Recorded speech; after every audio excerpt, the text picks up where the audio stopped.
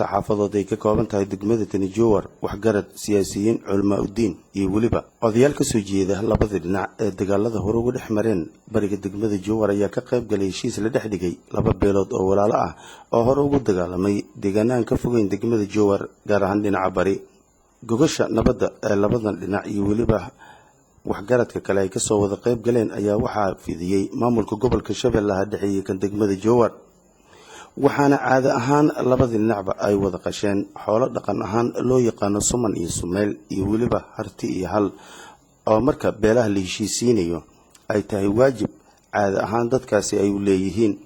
qaar ka tirsan barbaarta gaashaaman ayaa soo bandhigay gaadaka ciyaar hidaha iyo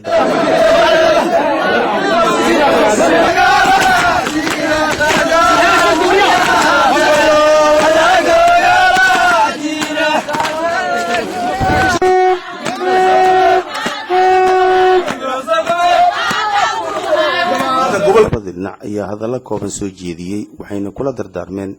in colaadii ay dhamaatay waa dadkii gobolka u dhashay waa laga sugaayay horta gobasha ay fidiyeen waa ku maasan yihiin wax allaala wixii walaalahayna maxamuud sarka yimidne oo xil iyo xumaa'ene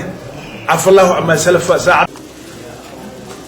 ma jirta malihim oo inkiri mayno oo wax dhacay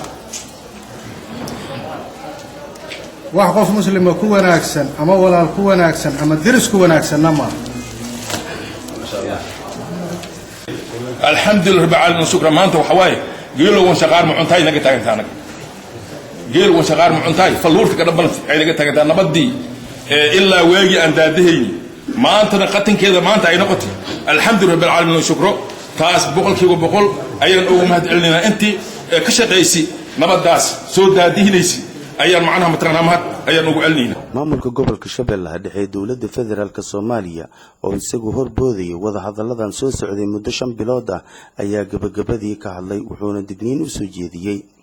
qabaa'ilada dega guud ahaan gobolka Shabeellaha Dhexe gaar ahaan kan degmada Jowhar in haba yaraatee aysan dhici karin wax dagaal beeleed ah waa kuwan mas'uuliyiinta maamulka gobolka Shabeellaha Dhexe inaan maanta isku nacno oo isku dhibaatayno oo dad badan nooga baxaan oo hanti nooga baxdo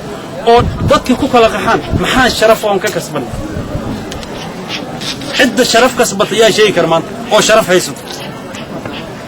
war ilaahay aan ka baqno inaan isugu nimaado oo ku soo gabagabeynay qaraad muddo dheer ka jira dad walaalo oo ahal oo dirisa halii noo suuro gelinay maanta noo gabagaboodan oo mahad celinaynaa marka labaad waxaan u mahad celinayaa labadii beelood oo walaalaha ahay ee isu tanaasulay waxaan leenahay ilaahay ajir ha idinka siiyo waxaan rabaa marka in guul la gaaro way fududahay laakiin guusha in la hanto lahaaya wax weyn in lagu dadaalo la rabaa nabadii la gaaray samirkii la qaatay waxa la rabaa sida loo qaatay inuu ahaado nabadgelyada lagu wada dadaalo labada beelood ee heshiiska ku dhexmaray magaalada Jowhar xarunta gobolka Shabeellaha Dhexe ayaa waxay xusid mudan tahay